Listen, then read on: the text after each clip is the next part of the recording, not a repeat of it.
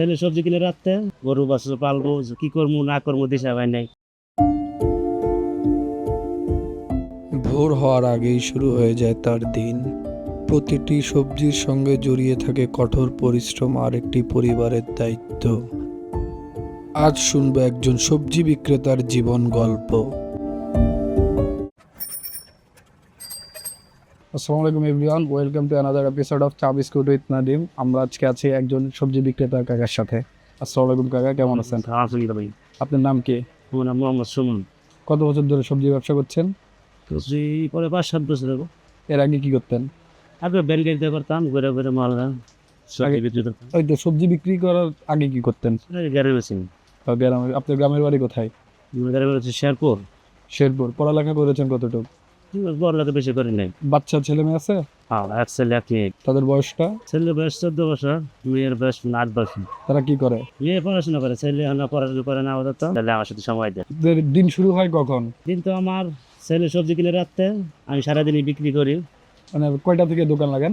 দোকান সকাল 6টা থেকে আড়াইটা 12টা পর্যন্ত। সব বিক্রি হয়ে যায়? কিছু থাকে আবার পুরো সময় সেকেন্ড ভালো হলে শেষ হয়ে যায়।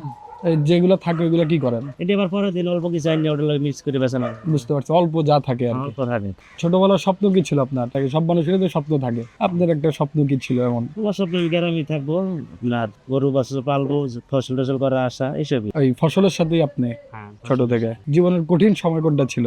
সবাই ছিল যখন প্রথম ঢাকা আসছি, কি করবো না করবো দিশা পাই নাই, অনেক একটু কষ্ট হয়েছে তখন। তখন এসে প্রথমে কি করছিলেন? তখন এই সবজি বিক্রি ভ্যান গাড়ি দিয়ে, তখন তো সবার সাথে পরিচয় ছিল না। তখন পরিচয় এসে সবার সাথে কম বেশ আল্লাহর রহমতে বেচাকেনি করি ভালো। ওই তখনই যখন নতুন নতুন আসছি তখনই একটু কষ্ট হয়েছিল আপনার।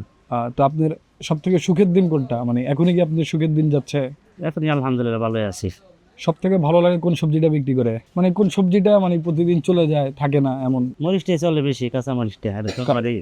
রাজপতি দিদি, এটি সবার আগে শেষ হয়ে যায়। সবার আগে শেষ হয়ে যায়। তো মেয়ের জন্য আপনার স্বপ্ন কি? মেয়ের পড়াশোনা করে দিয়েছি, আল্লাহ আমাকে কি তৌফিক দেয়। যাই হোক, আল্লাহ ভরসা, দেখা যাবে। এই তো। সেটাই। আপনি দেশের জন্য কি চান? দেশ আমরা সাধারণ মানুষ, আমরা চাই সবজির যে দাম নিয়ন্ত্রণ থাকুক, সবাই চলে বেড়ে খাইতে পারি। তো এখন যারা ভিডিওটা দেখতেছে, আপনি তাদের উদ্দেশ্যে কি বলতে চান?